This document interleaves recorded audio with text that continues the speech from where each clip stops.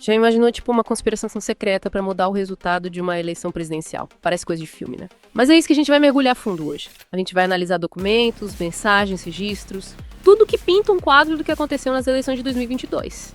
A ideia é entender a história por trás disso tudo. E é isso aí. O que a gente viu até agora indica que tinha um grupo com gente de fora da política e militares querendo impedir que o vencedor da eleição de 2022 assumisse. Eles queriam continuar no poder mesmo que o povo tivesse escolhido outra pessoa. Não ficou só na ideia, não. A gente achou anotações, arquivos digitais, planilhas e mensagens que mostram que eles estavam planejando mesmo essa ruptura. Teve uma anotação que me deixou de cabelo em pé. Eles planejaram criar um discurso sobre as urnas eletrônicas e ficar repetindo isso sem parar. Parece que a ideia era fazer as pessoas desconfiarem do sistema eleitoral. E essa história alimentou os protestos em frente aos quartéis, com gente pedindo um golpe militar. É bem claro que eles não queriam perder o poder de jeito nenhum. Exatamente. Eles não aceitavam derrota e começaram a espalhar notícias falsas sobre fraude nas urnas. Diziam que o resultado não era legítimo, sabe? Criaram um clima de instabilidade. E dentro desse grupo, tinha um grupo menor, os kits pretos. É um termo militar para quem tem treinamento em situações perigosas, tipo resgate e gerenciamento de crises.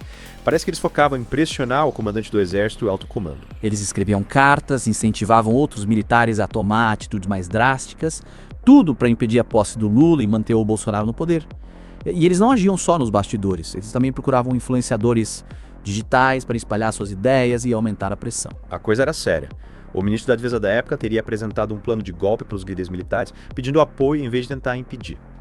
E o mais assustador é que o comandante da Marinha da época teria topado participar. Imagina só, um comandante alta patente apoiando um golpe. E tem mais. Apareceu nos documentos um plano amarelo. O que era isso? O plano amarelo era um esquema bem elaborado. Levaram a ideia para o presidente, que teria concordado. O detalhe é que isso aconteceu ao mesmo tempo em que o Ministério da Defesa divulgava um relatório dizendo que não tinha fraude nas eleições. É muita cara de pau. Que loucura, divulgar que não tinha fraude enquanto planejavam um golpe. E qual era o alvo do plano amarelo? O alvo principal era o STF. Eles queriam neutralizar o Supremo. As ideias que eles tinham eram absurdas, tipo usar armas contra o ministro Alexandre de Moraes e até envenenar o Lula. É inacreditável, parece roteiro de filme de ação. E parece que esse não era o único plano que eles tinham. Tinha outros planos para controlar os três poderes. Um deles era criar um gabinete central para comandar tudo. E um dos planos tinha uma frase: Lula não sobe a rampa. Eles estavam obcecados em impedir a posse do Lula. E tudo isso, pelo que a gente viu nos documentos, acabou incentivando atos contra a democracia. O objetivo era acabar com a Constituição e impedir as instituições de funcionarem. Os atos causaram prejuízo de mais de 20 milhões de reais. É importante dizer que o próprio exército acabou sendo um alvo. Eles tentavam de tudo para envolver o exército no golpe. Mas pelo que vimos, os generais das Forças Armadas e o Mauro César Barbosa Cid, que era tipo um porta-voz do Bolsonaro, era o núcleo da organização. Interessante essa diferença entre o núcleo e os outros envolvidos, e parece que teve gente da segurança pública nesse rolo também. Teve sim. Os documentos mostram que tinha gente da segurança pública que apoiava esse plano antidemocrático. Nomes como Estevan Caus, Teofilo Gaspar de Oliveira, Hélio Ferreira Lima, Rafael Martins de Oliveira, Rodrigo Bezerra de Azevedo e Vladimir Matos Soares aparecem como líderes. E qual era o plano deles? Parece que manipular as instituições era a chave. Era isso mesmo. Eles queriam usar as forças de segurança para interferir na votação e obrigar o alto comando do Exército a apoiar um decreto que oficializava o golpe. O objetivo final era tirar o governo eleito. Mas, felizmente, o plano não deu certo porque os comandantes do Exército e algumas autoridades resistiram. E as notícias falsas sobre as eleições pioraram tudo, né? Aumentou a violência contra o judiciário. Com certeza. As notícias falsas com dados errados sobre as eleições fizeram a violência contra o judiciário aumentar. Além disso, eles monitoravam as autoridades, o que era uma ameaça séria. O plano deles de neutralizar os alvos só não deu certo porque o alto comando do Exército não apoiou o golpe. E o Bolsonaro usou o poder dele para pedir intervenção militar, né? Em um evento público, com o general Augusto Heleno do lado, o Bolsonaro incentivou a intervenção das Forças Armadas, dizendo que era o que o povo queria. Ele queria criar um clima para justificar medidas extremas. E continuaram com as acusações falsas contra as urnas eletrônicas, falando de hackers e vulnerabilidades, citando o TSE e a Polícia Federal. Isso aí.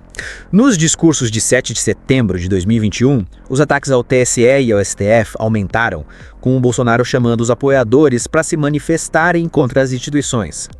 Já naquela época, tinha gente pedindo intervenção militar, o que mostra que já tinha um certo planejamento. E a BIM, o Serviço Secreto, foi usado de forma errada para fins políticos. Parece que sim. Montaram uma estrutura paralela dentro da ABIN para fazer ações políticas, o que é um problema sério.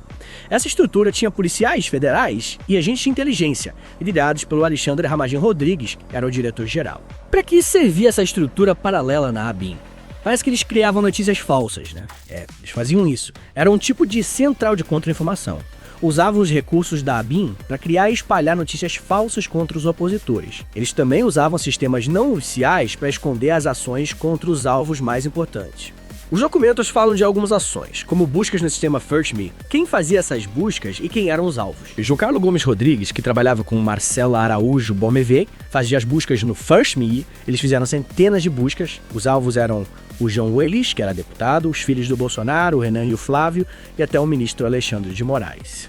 Nossa, a lista de alvos é grande. E parece que a criação de notícias falsas era coordenada. Com certeza.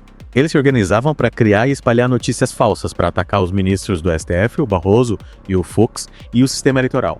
Eles criavam perfis falsos nas redes sociais e tentavam difamar quem questionava a história da fraude. Depois da eleição, Bolsonaro não aceitou a vitória do Lula e continuou falando de fraude, mesmo sem provas. Pois é, ele até disse que se a votação fosse menor que o esperado, seria prova de fraude.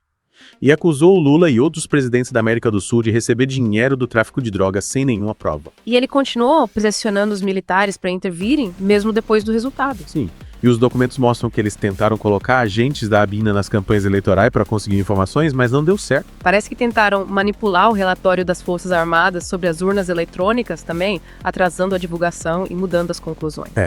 A Comissão das Forças Armadas tinha concluído que não tinha fraude, mas o Bolsonaro queria que o relatório final deixasse a dúvida no ar. E o que eram os documentos Punhal Verde e Amarelo, Operação Luneta e Operação 142? O Punhal Verde e Amarelo era um guia para eles agirem.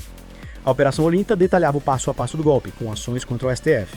E a Operação 142 também era sobre o golpe, com planos para cancelar as eleições e aumentar o tempo de mandato. Até a nota da Força Aérea Brasileira, depois da eleição, parece que foi ordem do Bolsonaro para manter os apoiadores mobilizados. Eles continuaram se reunindo depois da eleição para planejar como impedir a posse do Lula. Sim. As figuras importantes se encontravam para discutir como criar caos e dar motivos para o presidente tomar medidas extremas. Mas análises técnicas mostraram que as provas de fraude que eles apresentavam estavam erradas. E eles pressionavam os comandantes militares que não queriam um golpe, né? Sim. Eles fizeram a carta aberta aos oficiais para pressionar o comandante do exército a apoiar o golpe. O Bolsonaro sabia e apoiava isso. Eles até planejaram um gabinete de crise para depois do golpe, com cargos e locais definidos. Mesmo com a resistência, eles continuaram monitorando o Alexandre de Moraes e o Lula. Sim, eles usavam celulares registrados em nome de outras pessoas para esconder a comunicação.